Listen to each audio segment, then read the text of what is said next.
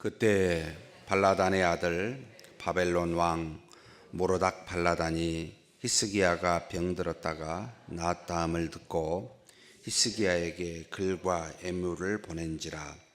히스기야가 사자들로 말미암아 기뻐하여 그들에게 보물창고 곧 은금과 향료와 보배로운 기름과 모든 무기고에 있는 것을 다 보여주었으니 히스기야가 공중의 소유와 전 국내의 소유를 보이지 아니한 것이 없는지라. 이에 선지자 이사야가 히스기야 왕에게 나와 묻되 그 사람들이 무슨 말을 하였으며 어디서 왕에게 왔나이까 하니 히스기야가 이르되 그들이 원방 곧 바벨론에서 내게 왔나이다 하니라. 이사야가 이르되 그들이 왕의 궁전에서 무엇을 보았나이까 하니 히스기야가 대답하되 그들이 내 궁전에 있는 것을 다 보았나이다. 내 창고에 있는 것으로 보이지 아니한 보물이 하나도 없나이다 하니라. 이사야가 히스기야에게 이르되 왕은 만군의 여호와의 말씀을 들으소서. 보라, 날이 이르리니 내 집에 있는 모든 소유와 내 조상들이 오늘까지 쌓아둔 것이 모두 바벨론으로 옮긴 바 되고 남을 것이 없으리라. 여호와의 말이니라. 또 내게서 태어날 자손 중에서 몇이 사로잡혀 바벨론 왕궁의 환관이 되리니 하셨나이다 하니 히스기야가 이사야에게 이르되 당신이 이른바 여호와의 말씀이 좋소이다 하고 또 이르되 내 성전에는 평안과 경고함이 있으리로다 하니라. 아멘.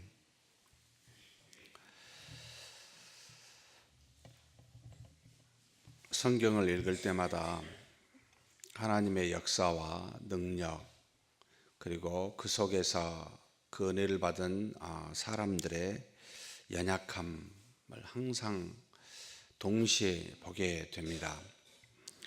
히스기야가 어떤 면에서 하나님이 또 이 성경을 쓴 여러 열대 상하 또는 열왕기 상하의 저자들이 히스기야를 선한 왕으로 지칭합니다만, 선하다 하여 부족함이 없고 연약함이 없고 하나님 앞에 범죄하지 않는다라는 말은 아니라는 생각을 오늘 읽은 본문을 통해서 우리가 깨닫게 됩니다.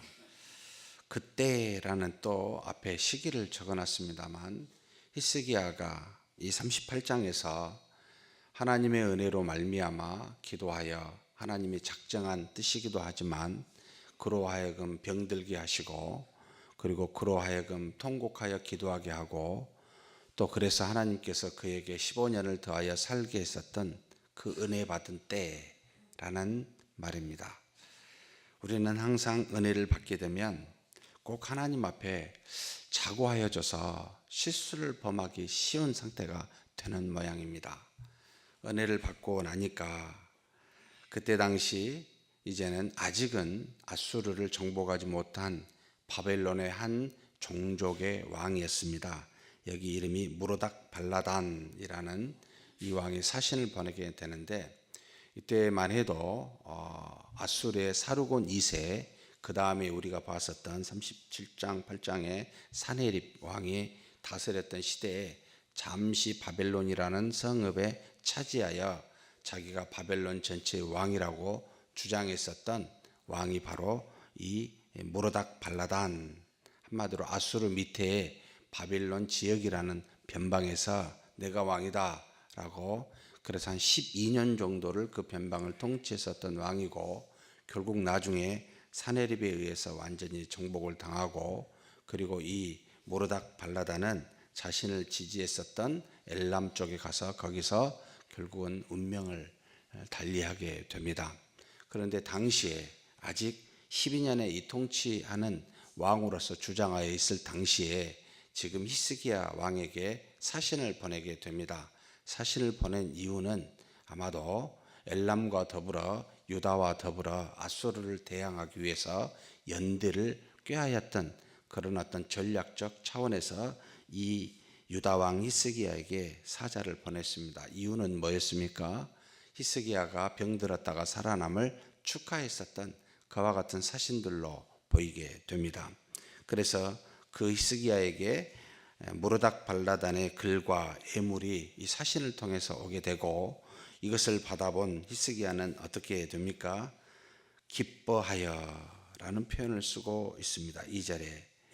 왜 기뻐했을까요? 한 번도 변방에서, 정말 유다 나라가 얼마나 약하였기에 한 번도 변방에 와서 이 사신이 와가지고 예물을 줘본 적이, 받아본 적이 없었던 이 유다 왕들이, 더구나 히스기야가 그것을 받아보고 얼마나 기뻤을까, 이런 생각이 듭니다. 알아주는 나라가 있구나 라고 생각했던 모양입니다. 그래서 그 기쁨으로 말미암아 그들에게 모든 것을 보여줍니다. 보물창고에 있는 은금과 향료와 보배로운 기름과 모든 무기고에 있는 것을 다 보여주었으니 히스기야가 궁중의 소유와 전 국내의 소유를 보이지 아니한 것이 없는지라 라고 말하며, 그는 이 기쁨을 통해 이 바벨론에게 모든 것을 보여주고 있다라고 나옵니다. 자신이 가지고 있는 하나님이 주신 은혜를 자랑하는 히스기야이지요.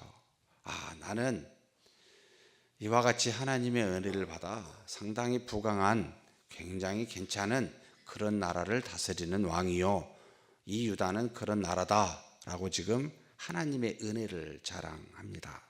가끔 이런 생각이 듭니다. 이게 맞는 걸까? 어찌됐든 하나님의 은혜가 이렇습니다라고 자랑하는 것이 맞는 걸까? 라고 우리가 물었을 때, 아무리 생각을 해도 성경 어디에도 하나님의 은혜를 자랑하라, 드러내라 라고 말한 적은 없습니다. 항상 성경은 누구를 자랑하라?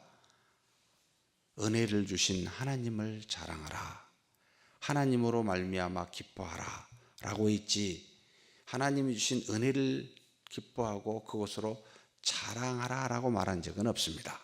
이걸 우리가 종종 헷갈리는 듯 싶습니다. 히스기야도 그렇게 주신 하나님을 높이고 그렇게 모든 것을 자신에게 역사하여 주신 이런 하나님에 대해서 자랑하고 그것으로 기쁨을 삼아야 되는데, 주신 은혜 때문에 그것을 자랑하고 그것을 보이고 있는 참 연약한 모습을 갖고 있습니다. 그런데 왜 히스기야가 이런 마음을 가졌을까? 아무리 변방 국가라고 해도 그래도 알지도 못하는 아직 조그만 아수르도 아니고 바벨론인데, 그 조그만 변방에 있는 성읍에 있는 왕이 뭘 좋아서 이렇게 이런 기쁨을 표해서 보여주는 걸까? 라고 할 때는 바로 그 이전에 일어났던 사건 때문입니다. 나는 하나님이 죽었다가 죽을 병에 걸렸는데 살려준 나는 있잖아, 하나님의 능력을 받은 사람이야 라고 교만한 마음이 그 안에 있습니다. 그래서 자신의 언제든지 연약하여 넘어질 수 있다라는, 언제든지 우리는 하나님 앞에 붙으시지 아니하면 죄를 질 수 있다라는 생각을 잠시 접어버리고 교만하니 보이는 겁니다. 은혜를 받으면 항상 이런 문제가 발생하는구나. 우리가 하나님으로부터 뭔가 기도응답을 받고 하나님의 은혜와 능력을 받으면 이렇게 교만해지구나. 어려움이 있을 때는 어떻게 되죠? 절대 교만할 수가 없습니다. 곧 죽을 것 같으니 하나님의 은혜와 자비와 긍휼을 구하며 엎드리게 됩니다. 그때는 겸손해집니다. 그래서 하나님께서 우리에게 고난과 역경을 주시는지 모르겠습니다. 교만하지 말라고. 은혜를 주기만 하면 이게 목이 뻣뻣해져요. 그래서 그 주신 은혜를 자랑하고 주신 것으로 말미암아 하나님을 높이기보다 자기 나라를, 그 은혜를 자랑합니다. 해결된 것을 자랑한다 이 말입니다. 사랑하는 성도 여러분, 우리는 얼마든지 정말 넘어질 수 있습니다. 하나님이 한시도 붙들지 아니하면 우리는 죽을 수밖에 없는 연약한 존재임을 고통과 고난이 있었을 때 깨닫잖아요. 그런데 그걸 잠시 있게 하는 은혜 때문에 우리가 교만해지게 되면 여러분 이런 우울을 범하게 됩니다. 하나님이 아신 것이지요.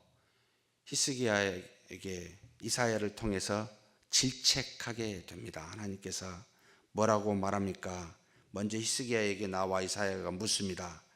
그들이 무슨 말을 하였으며 어디서 왕에게 나왔나이까? 한마디로 네 자신이 지금 무슨 일을 하고 있는지 알고 있니? 라고 지금 묻고 있는 겁니다. 너 자신을 제대로 알고 있는 거냐? 라고 지금 묻고 있지요. 어디서 왔고 무슨 말을 했느냐? 히스기야가 대답합니다. 그들이 원방 바벨론에서 내게 왔나이다. 아주 먼 곳에서 나한테 왔습니다. 그들이 왕의 궁전에서 무엇을 보았나이까? 이사야가 또 묻습니다. 히스기야가 대답합니다. 내 공에 있는 것을 다 보았고 내 창고에 있는 것은 보이지 아니한 보물이 하나도 없다. 한마디로 낱낱이 다 하나님의 은혜가 뭔지 다 보여줬다. 이사야가 히스기야에게 말합니다.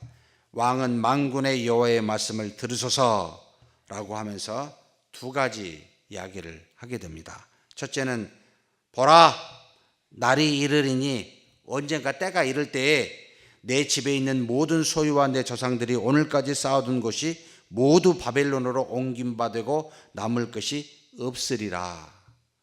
지금 히스기야 통치 14년, 15년째 일어난 것이라고 생각하면 여러분 이 일이 언제 일어납니까?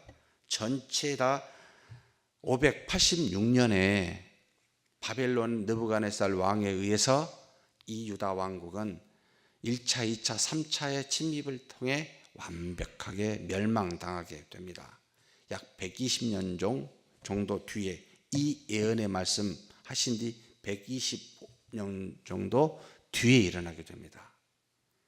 그리고 그 다음에 두 번째, 그뿐만 아닙니다.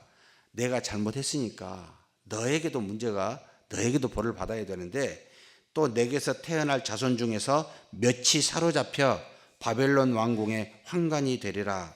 누굽니까? 유다왕 18대 19대, 지금 히스기야는 13대입니다 18대 19대 왕, 바로 여호와킴과 여호와킨 두 왕이 바벨론의 포로로 끌려가 거기서 고통받게 됩니다. 이 예언이 지금 히스기야, 선하다고 하는 히스기야 왕의 잘못을 통해 다시 하나님께서 그와 같은 예언을 하고 계십니다. 진짜 조심해야 되겠다. 하나님 앞에 정말 겸손해야 되겠다.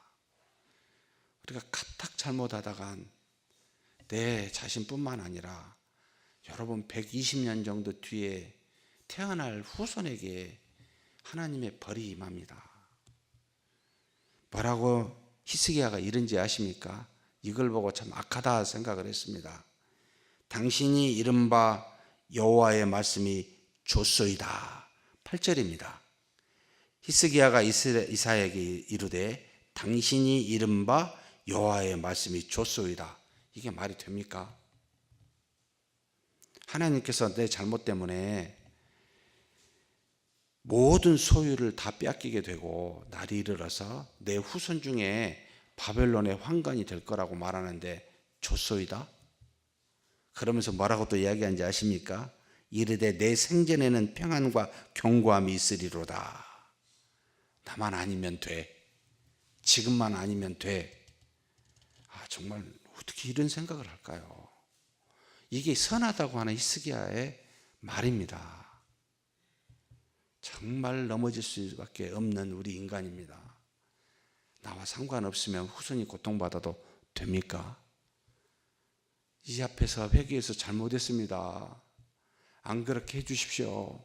내가 정말 큰 잘못을 저질렀습니다라고 통곡하며 기도해야 되지 않습니까? 죽으려고 할 때는 통곡하며 기도하더니 후에 일어날 일이 일어나니까는 좋소이다. 정말 사악하죠. 여러분 히스기야 악합니다. 이룰 수 있는 것이 우리라는 생각을 가져야 됩니다.